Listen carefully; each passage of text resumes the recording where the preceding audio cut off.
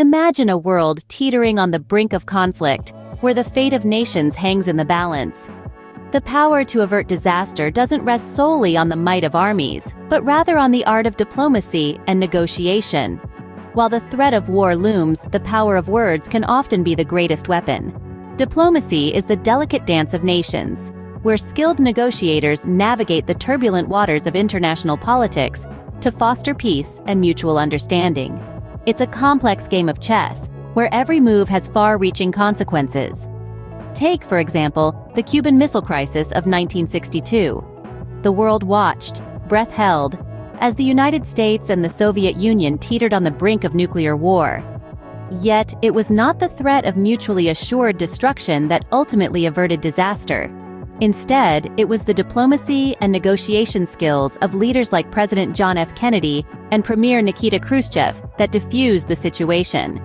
Through a series of delicate negotiations, both nations agreed to dismantle their offensive weapons in Cuba and Turkey respectively, averting a catastrophic nuclear war.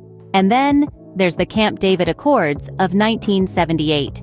Here, the leaders of Egypt and Israel, President Anwar Sadat and Prime Minister Menachem Begin, sat down at the negotiating table with President Jimmy Carter of the United States.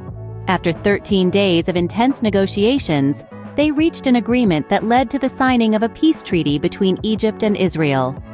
This historic accord marked the end of 3 decades of hostilities and the start of diplomatic relations between the two nations. Or consider the Good Friday Agreement of 1998, which brought an end to decades of bloody conflict in Northern Ireland.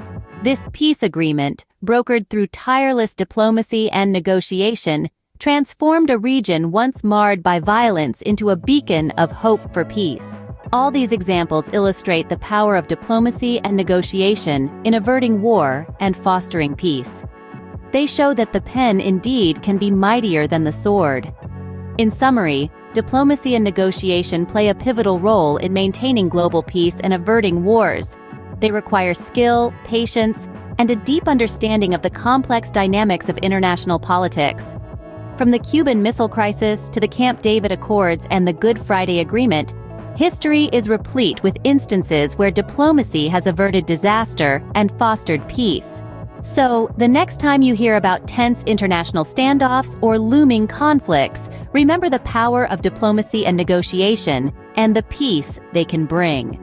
For in the words of former U.S. Secretary of State Madeleine Albright, diplomacy is not a pugilistic exercise, but an opportunity to make the world a better place.